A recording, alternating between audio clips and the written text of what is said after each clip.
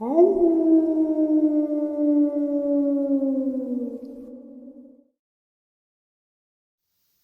greetings and salutations, everyone. I hope everyone is still doing well, and welcome to, depending on wherever you may live, or however you choose to read your clock this early morning, middle of the night bonus upload.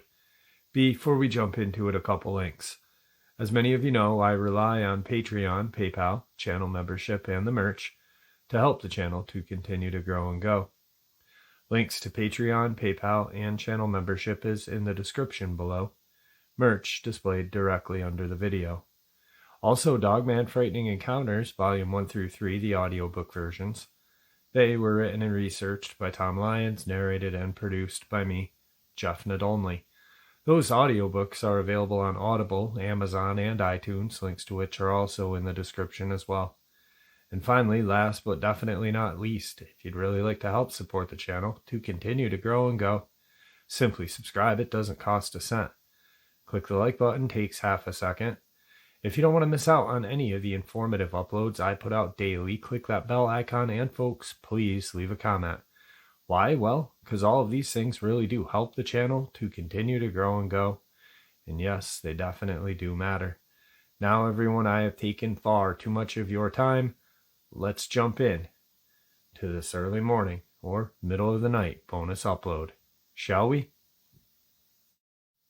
All right, folks, so this early morning, middle of the night bonus upload is an interview from about 3 years ago. And about a year and a half after the interview, so about a year and a half ago, he had another just horrific experience, which I will share at the end of this interview. Let's get into it. All right, everybody. Today I have a subscriber named Bo with us, not to be confused with Bo from Tennessee, but this subscriber had an encounter in Hutchins Mountains. That's what it is, right? Hutchins Mountains, Bo? Hutch Mountain. Hutch Mountain. He reached out, sent a couple of encounters to me, and then shared some stuff that I shared with you guys about his granddad. Bo, how are you today? I'm doing good. Thank you for having me. No, thank you for coming on. I appreciate it. Like I said before, the floor is yours, my friend. Share away. Okay, so I'll start off. My family's an outdoors family. Like, I've literally been camping, like in Hutch Mountain and other places in Arizona, like my entire life. So I'm an outdoors kind of guy. When I was around, I believe it's around like 8 or 10 years old, we were going to Hutch Mountain, and anyone who's familiar with Hutch Mountain area, it's real dense forest, and it's like pine tree forest. And we're traveling one of these dirt roads, and we're the kind of campers that we go deep into the forest where there's nobody. I've never been camping with people. You know, we go so deep that there's nobody. So we're taking one of these roads, and we're going miles into an area where we're trying to find the camp. And what we do is my dad has this giant truck. And this truck, he has all of these kinds of spotlights because my dad's like kind of like an outdoors, romping truck kind of person. And he has a special light on the truck that you can grab and turn, and you can control it. And it's a specialized light that is 200,000, or not 200,000, it's either 200,000 or 20,000 lumens. So it's super bright. And we would always drive in, and at night we would be looking at the animals. And this road that we would take, this night that this happened, there was so much wildlife. Like, there was just elk everywhere. We almost ran into an elk, so we had to go down this road. It was just real dark, and we're going down this road, and we're having to go probably about 5 or 10 miles an hour because we don't want to like kill any of the animals that are jumping in front of the truck. And it happened like 3 times, and we saw like skunks, raccoons, and all this other stuff. As we're going probably maybe 4 or 5 miles into this area, it's just nobody. We're looking for animals, and I'm holding the spotlight, and I'm twisting it, and then to my left, I see a pair of glowing red eyes. And I immediately think to myself, it's a deer, it's reflecting. and I want to see what it is. And then I something, I don't know how to explain it, but I got like goosebumps, and it just felt like something wasn't right. And everything was super quiet. Like there was no animals, there was no birds, there was no insects. It was just dead quiet, and it was just weird. And then that's when I saw those red eyes, and I immediately turned the special like light that I had, the 200,000 lumens, and I hit this thing, and it's on this. So I'm like basically like hanging out the window, moving the little light thing that's on the roof, and I hit this creature, and I'm looking at it, and I'm just in shock because I don't know what I'm looking at. I see this. It looks like a wolf standing up, and it's huge. This truck is lifted, and this thing is like it's over eye level at me, and it's only maybe 10 feet away or something. It's really close, and I can see it. Its fur is just black, and then in the middle, it's dark, but it's lightly darker. And this creature, it's like trapezoid shoulder muscles, and its rheumatoid muscles, and its levator scapular muscles are just absolutely huge. So it basically looks like a bodybuilder is the best way I could describe it. It's like a furry bodybuilder, and its face, it looks like the Nothing from the Nether Ending Story. If you guys have ever seen that movie, that's what its face looked like. And like I'm telling you guys right now, and like goosebumps are just running down my leg. Every time I think about this creature and I see it, I just get terrified. So I sat there for a few seconds looking at it, and I just was like in utter shock of what I'm looking at. And then I start screaming for my dad to look at it, and my dad tells me, "Calm down. I'm trying to drive," because he was worried about hitting animals that were darting, and it's pitch black, and he had shut the lights down so we could use the special lamp so we could see animals better and not scare them. So he had very little light. And then so he hits the brakes because I'm screaming for him to look at this thing.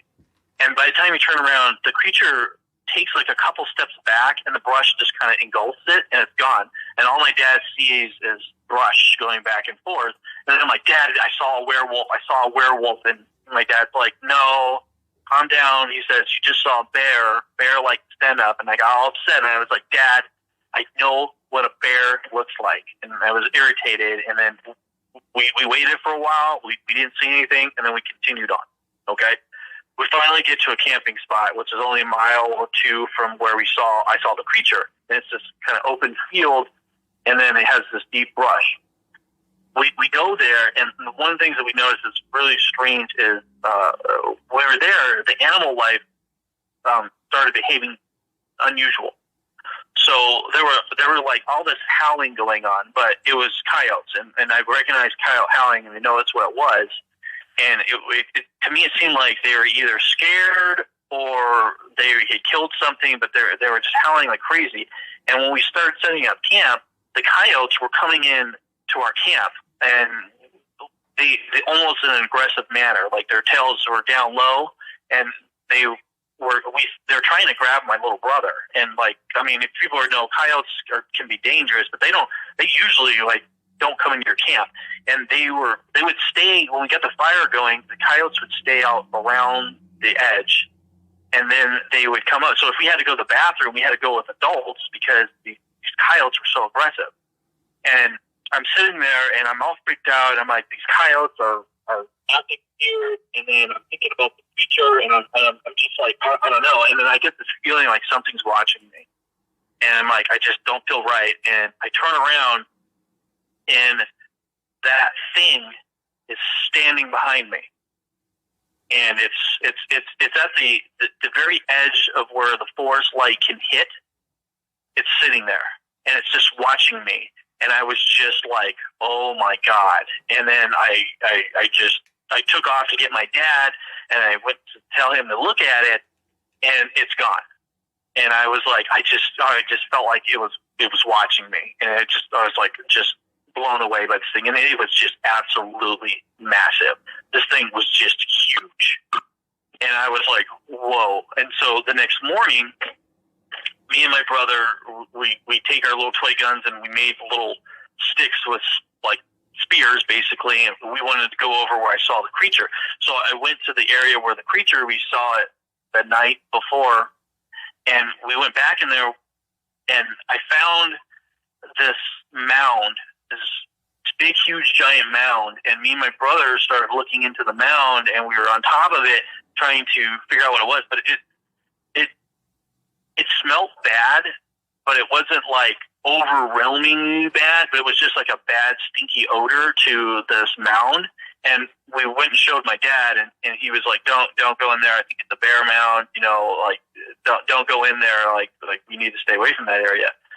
And so we, the camping trip continued. 3 days into the camping trip, things turned normal. Like, I didn't see the creature again. The animals started behaving normal, and things were just normal. The only other weird thing that happened on that same trip is we were walking down the trail, and I don't know what this is relative or not, but we found these rocks that were like kind of circular, that were stacked on top of one another. And me and my brother were walking, and we were catching horny toads on the trail, and something was throwing rocks at us. And I to this day, we could never figure out what it was, but they were literally throwing rocks at us, something there. And we thought it was my dad playing jokes on us until we walked back, and we were still having rocks thrown at us, but then we could see my dad and my mom at camp. And so I don't know if that creature was throwing stuff at me or something else, but we never were able to see it during the day, and it was blew my mind. So that happened. I didn't really know what it was or understand what I saw. So, like, years later, I started talking to my friend Aaron, who is Navajo, and I told the story to him, and we were watching a show called Sightings, I think, or something like that, and they were talking about werewolves and stuff. He told the story to his grandma, who speaks only Navajo, and she translated to him, to me, that this thing is a skinwalker. And then when I tried to ask more information about it, she got upset with us and told my friend that we don't discuss this with outsiders.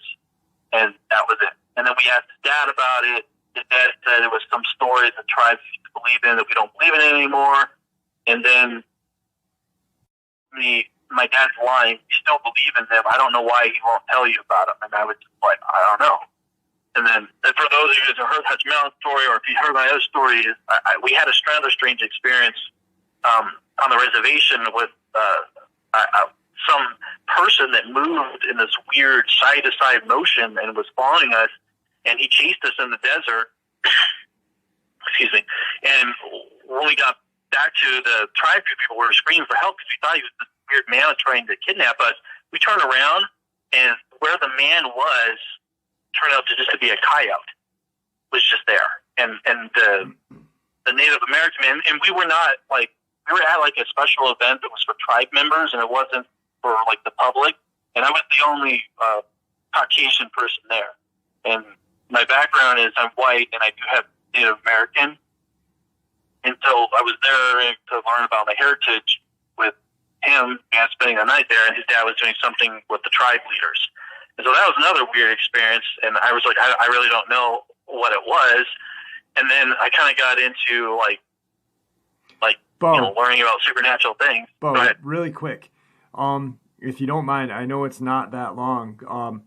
Can you share with us exactly? Because I know how it went down. I don't know if anybody. Oh, sure. Okay, so we go to this tribe event, and like it's a 2-mile walk to this ice cream shop, or you can cross across the desert. And if you guys are familiar with Arizona desert, this particular desert area was just real low, and there's like small plants. It's not huge cactus. It's like pretty open, so you can see it, like almost like a giant dirt field. So we walk across this dirt field. We go there. We get the ice cream, but before that, we were told not to leave the area that we were at. But we did anyways because we were bored, and so we got ice cream. We're walking back, and me and my friend, we both stop at the same time, and we're like, something doesn't seem right. We turn around, and there's this man following us, or at least we think it's a man, but we can't make out his face. It's like he has like a hoodie on, but the thing is, though, this is like desert, it's summertime, it's hot. Like, it doesn't make any sense why anyone would be wearing a hoodie. And we got this feeling like something wasn't right. And my buddy Aaron said, we got to go. And we're halfway to where we need to go before we noticed him. And as we started walking, the man or whatever that thing was, it started following us. And the weird thing about it is when we started moving and started walking faster, it didn't walk like a person. It like gyrated side to side. I really don't know the best way to describe it. It's like it moved side to side. Like it didn't like walk like a person does. It was like it was almost like out of phase or something. And it freaked us out so bad that we started screaming and we started running for help. And we ran. No matter how fast we ran, it stayed about the same distance away from us and was following us. And we were screaming for help.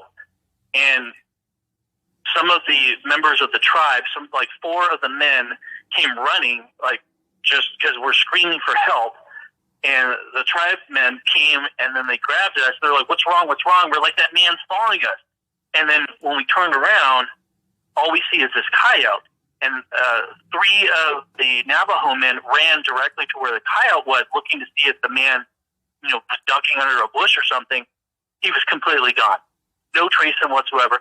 There's no way that he could have disappeared. Like there was nowhere for him to go. It's just flat land. And then we told them what had happened, and they got very, very upset with me and grabbed me and pulled me back to where everyone was. And they said, "White people do not walk around here unsupervised. Do not do it again." They said, "This is dangerous for white people." And I just never forgot that. And then, I had to go and tell my mom the story. And then they said that, they worry about kidnappers. But I don't know. I don't know what that thing was. And when I later on in life, I had seen a video about somebody who claimed to have had a skinwalker, and it gyrated the same way that thing did. And the thing is that it's like its eyes were like it was like a person, but you couldn't see his eyes. They were like black. It was just, it gave me a feeling of like not being natural. And that's like the only way I can describe it. It was absolutely terrifying. Yeah, Sorry, I'm getting goosebumps right now. I really think that was a skinwalker. Just because the way that you describe it, what I've read about skinwalkers, and I mean, they're just terrifying. They're unnaturally terrifying. They're black magic, but by Navajo shaman, and you're very lucky, I think. Yeah, I feel that if it would have caught me, it would have killed me. To be honest, like it just you know when a predator is coming for you, like you had that feeling, and I had that feeling. Like we knew we had to run. Right. And but it wasn't big though. It was like the size of like a small person. Like they would have guessed it'd been maybe like 5 foot tall, 5.5, maybe something like that. Like it wasn't like huge. It was like a skinny person. Right. Frail. But yeah. Real skinny, sickly. Yeah. It's how that's what I can describe, like a cancer patient almost. Yeah. I mean, just from what I've read and what I've, talked to people about that, I mean, 100% I believe that the first encounter was definitely a Dogman. This one, right when I read it, a couple months back, I was like, wow, this is straight up a skinwalker. Yeah, I would agree. From what, like I said, it's a totally different experience. Like those things were not the same thing. Like that thing was just pure evil. The Dogman, it gave me the sense of like an animal, predatory animal watching you. Right. The second one that I saw, it gave the same evil presence that creature gave off. That one was different.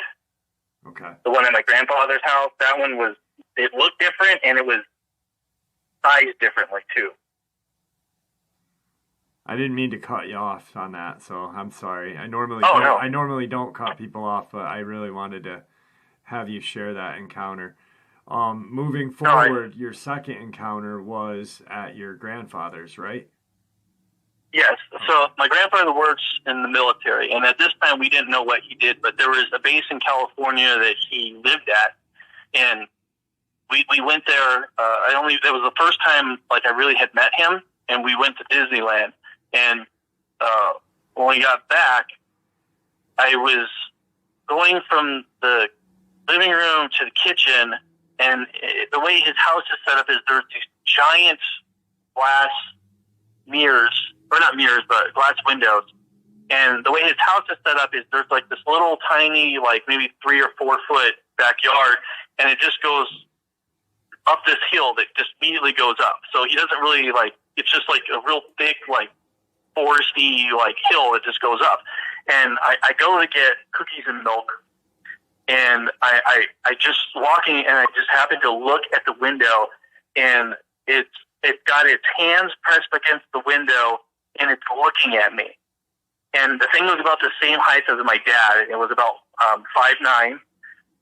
It was like, you ever see like a person who's like not like a bodybuilder, but like, you know, they're like fit but they're skinny, you know, kind of like a chimpanzee. Yeah. If that makes sense. So you could tell it's strong, but it was like skinny, and it was just sitting there looking at me. And I didn't expect it. I just turned, and it's just standing right there looking at me. And I got so scared that I couldn't control myself. And I just started spilling my milk because my hand was just shaking uncontrollably. And I'm just looking at this thing because I thought to myself, the thing I saw in the forest, everyone tried to tell me I didn't see what I saw. And I was thinking, well, it was in my imagination, you know. And then when I saw it a second time, and it was like, I was like, oh my gosh, like it just caught me completely off guard. I couldn't run or scream or do nothing. I just stood there shaking, and I couldn't move. And then it just looked at me, and I just had this feeling of like just dread. Like this thing was just evil. Like it didn't have the animal kind of like characteristics really of the first one. It was like something different, and I was just like didn't know what to do. And I'm just sitting there looking at this monster, and it then pulls its hand away from the window, and it kind of slowly, like, you know, like in those horror movies, it waves its hand at me, okay? But I can tell you right now, this is no person in a suit or anything. Like, this was, its arms were long, like the first one. Like, it has unusually long arms, like these things.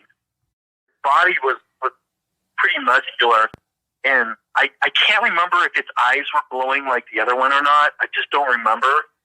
But I just froze. It waved to me, and it turned around slowly, and it started climbing up the hill, and it stopped in the middle of it, moving its left arm, turned around and looked at me, and I swear to you, it smiled. Like, it took pleasure in knowing that it scared me, and I was just frozen, and it just slowly crawled up the hill, and I was just like, oh my God, like I was so terrified, I couldn't even move. My mom came in, or not my mom, my dad came in, and he's like, what are you doing? And he's like, you're making a mess.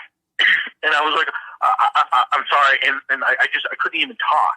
And he was like, are you okay? I'm like, I'm fine, like, because I was afraid that if I told him, they'd think I'm crazy. And this is a little bit of background, but that they're very religious people, so I thought that they would, like, you know, think that I'm like possessed or something, and so I didn't want to say anything because I thought I would get in trouble.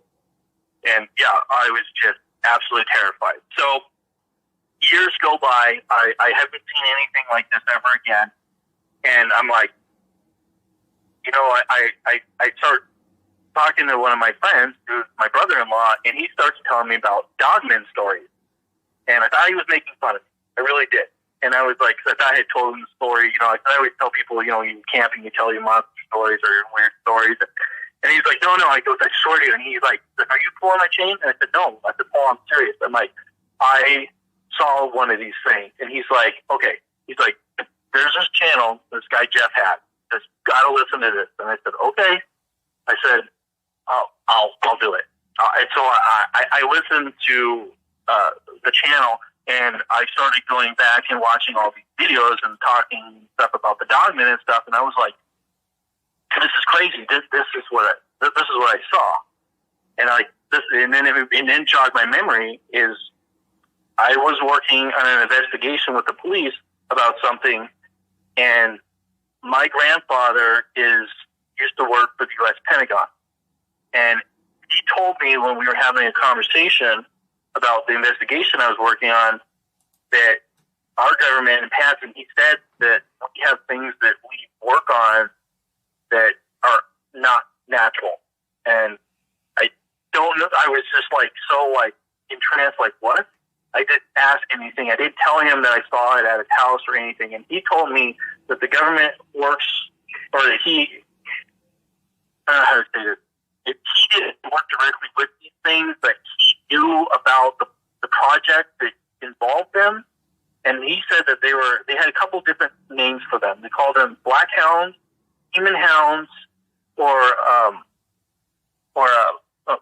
hounds, demon hound, or hell hounds. Those are the three names that he gave it. And I was just like, and I started thinking immediately about my experiences as a child with that creature, and then how I saw one of these creatures at his house. And unfortunately, I would have asked him more about it, but after he divulged this information to me, he passed away 2 weeks later. So I was just like, I saw it, and then now, after all this, I started talking to people that I know about this, and I come to find out that I have had multiple stories of different people that I personally know who have seen these things. And 2 weeks ago, my brother came down. He had seen one when he was a kid, too. He was at Christopher Creek, and he said that he saw it in the daylight, but he said it stood about 6 or 7 feet tall, and he said it had white fur, and it was just standing there and watching him and his friend Stephen. And I was like, he never told me this story until 2 weeks ago. I mean, my brother, I'm 38, and my brother's like 5 years younger than me. So I started getting into these Dogman stories, and I told my wife my story, and she laughed at me, right? As most people do, and I understand. She went to an event for her company, and they started telling stories. Uh-oh. You guys don't hear that noise, right? No. Okay. Sorry, my phone's going off. But so she's telling her coworkers my story, and one of her coworkers says, "Oh, you've got to be kidding me." Her husband, he was here in Arizona. I got more information before. I thought he was overseas, but he wasn't. But he was here in Arizona, and he was in Cave Creek, and he was doing something referred to as a fire patrol. And he said that, like around 2 in the morning, I think it was 2 or 3 in the morning, some light came out of the forest and just lit it up, like absolutely lit it up like it was daylight. And he said that like 5 or 7 of these dog creatures came out of the forest to the light. And he said that they were walking upright like people. And he was so like freaked out about it, he didn't know what to do. He didn't report it, but he waited till like 5 o'clock in the morning and called his wife and then told her, I don't know if I'm losing my mind, but this is what I saw. And then she told my wife, and my wife was like, "Oh my gosh, I can't believe this." So she hears it from me, then hears it from this individual is currently still in the armed forces. He's an Army. And then now I've been watching stuff, and we talk about this stuff quite often. We went camping 2 or 3 weeks ago with a buddy of mine and his wife, and he's ex-military too. And I told him my story, just like I told you guys, and he says, "You know what?" He goes, "You're not going to believe this." He goes, "When we were camping at Roosevelt Lake, he was, him and all his Army buddies were hanging out and drinking and doing stuff." "Oh, it's just the wife?" "Oh," she said, "it's just the wife." No, he told me the buddies were there. His wife and his daughter were there too. And he was fishing, and like night catfishing, and he said that he turned and he saw what he thought was like a mountain lion that crouched down drinking water, and he had his 2 dogs with him, which black labs, I think is what the dogs are. But anyways, so he tells me that the dogs get excited, they start barking, and they start running at what they think is a mountain lion, and this is also a full moon, so he can see real well. He says it stands up on two legs, and it looks at him, and then looks at the dogs, and he's running at his dogs to stop his dogs from attacking this creature because he doesn't know what it is. And he says it just turns, and he says it just runs up the mountain. And I said, could you possibly tell me how fast you think it went? And he estimated it to be running around 30 to 35 miles an hour up the hill. He said it was just like that, gone. And his wife and his daughter were very close to him, and by the time they turned around to look, they didn't even see it. It was so fast and gone. And I was just like, wow. I mean, this is like, I'm coming to find out that sightings of dogmen in the Arizona region is not very uncommon, but they seem to be located around water. Yeah. So I don't know if this is like common or...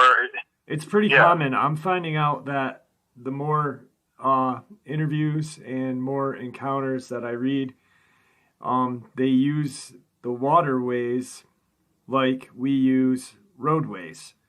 It's very easy for them to travel along a stream or river bed without being seen. Rather than running through the woods, they have it's almost like a natural roadway for them. Yeah, and the other thing that he said he didn't see any tracks, which I thought was weird because he said it was big. And so, but then I started thinking, I'm like, I wonder if their feet padding is like, you know how bears can, there's some animals where they're padding like tigers. I'm not, I mean, say bears, but tigers, their feet are designed to pattern the ground, and it limits the amount of exposure that the paw gets to the ground. And I was wondering if maybe they have that as well. Possibly. I don't think we'll ever know until we have one on a slab to do an investigative, dissection or whatever. But then it won't be cryptozoology anymore. Then it'll be biology. So yeah, and then another thing, I started thinking about some of the stories that you guys' channel was talking about. I can't remember his name at the moment. The soldier who hunts them. William. William? Yeah. Yeah, okay. William talked about how strong the skin is. And so I was kind of thinking to myself, I wonder if they're, like, you guys familiar with, like, the honey badger and, like, how strong its skin is? Yeah. And I wonder if this could be, like, a prehistoric or intermittent species, like a prehistoric species that survived over. We have sharks, we have crocodiles and stuff. Because that would explain like the smell, because a lot of those animals in that group, they have scent glands. Have a musk odor to them. Yeah. Yeah. I actually just did a little bit of research, and I was thinking, everyone describes the Dogman and their hands very similar to raccoon, which also has a musk gland. And if you look up prehistoric raccoon, you will get a shock of your life, because it's very similar to what people describe a Dogman to look like. So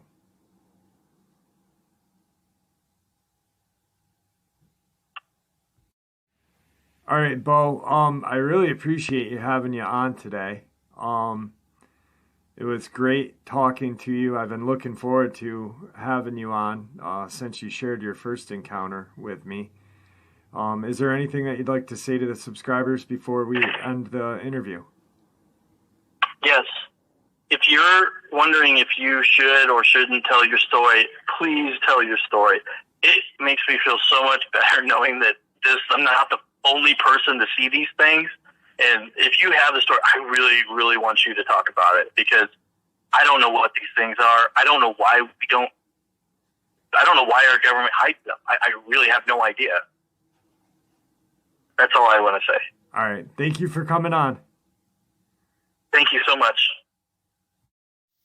All right. So about a year and a half after this, Bo reaches out, and I'm going to share with you some very awesome video evidence that he captured as well. he and his wife just went on a kind of camping trip. He had brought some cameras with him, his trail cam and other things.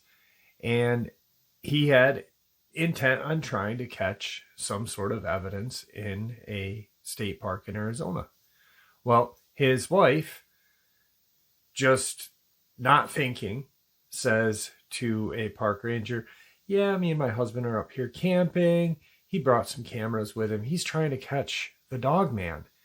And kind of giggled like, whatever, you know. Shortly thereafter, the state park rangers now have some assistance with the federal park rangers. And the atmosphere went from calm and relaxing to eyes on.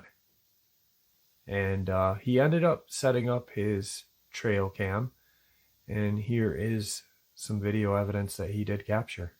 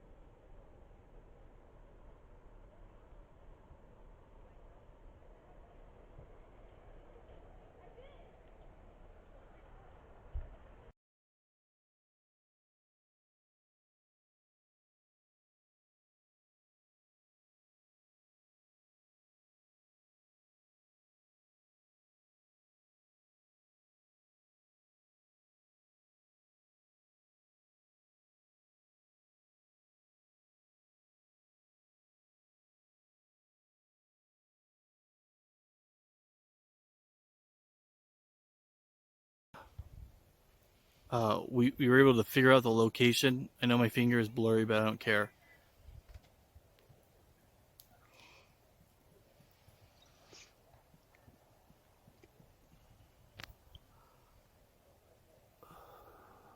Excuse the finger. But what's most important is this tree that's going at an angle. This is that angled tree that was in the photo. So I'm going to show you. It's quite a ways up there. moving. Perfect. This is where it was. This is where the thing was. So I did some, my wife took some photos of me up there. Now I'm 205 pounds, 5'9".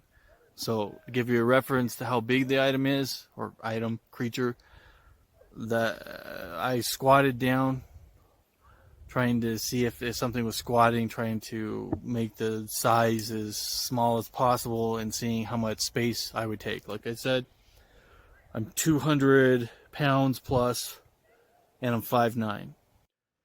Okay, so I want to give you guys just a real quick explanation of what we saw. So the night that we were there, we were looking through the night vision, and I was looking for critters to see and test how powerful my night vision is.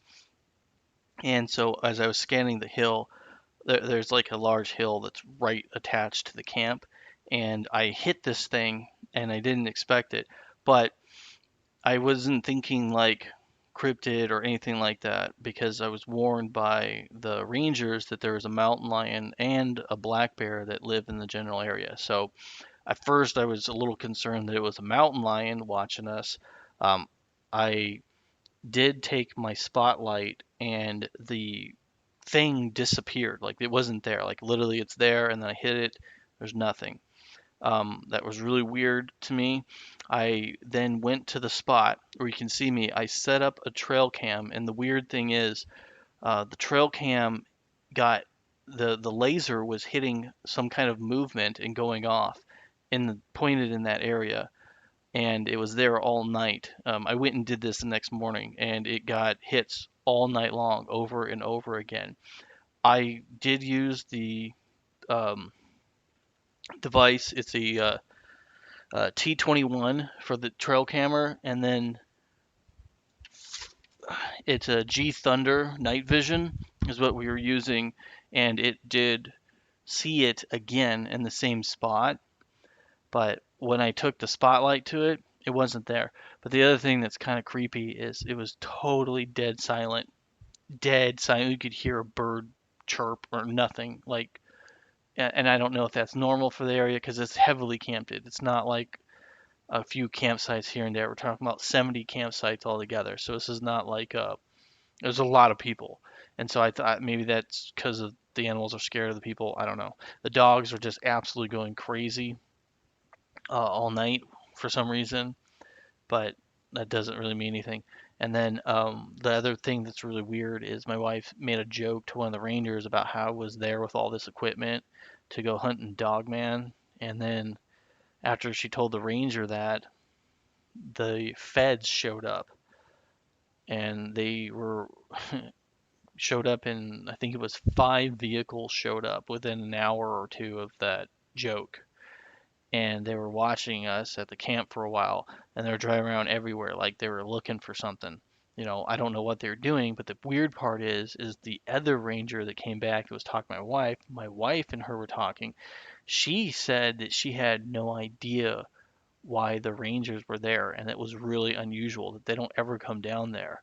And she didn't know what was going on. It was kind of this weird awkwardness going on, but she didn't have like a ooh spooky awkward. It was just like somebody's in trouble or something. So it was kind of weird. And so I've been trying to get this information sent to Jeff, but every piece of equipment I have is malfunctioning and not functioning correctly. And so I had to do it this way. I had to actually spend 2 or 3 hours putting things on YouTube, uploading into my device. My OBS Studio wasn't working correctly, which is weird. My Microsoft Windows was failing. Like my phone won't transmit the images there. I was having problems with the trail cams getting them up in there. I mean, it's every piece of electronical equipment I have is like malfunctioning. And there you have it, folks. This middle of the night or early morning bonus, whichever you want to call it.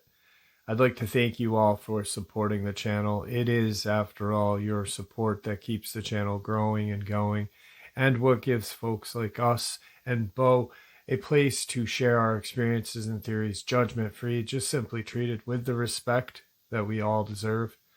Everyone, please stay safe, happy, healthy, and ever vigilant, keeping an eye on our children, pets, family, and friends. These creatures are real. They are out there and dangerous. Share this information with those you love and care about, and it may just help save their lives someday. Until next time, never stop asking questions, never stop searching for the truth, and God bless.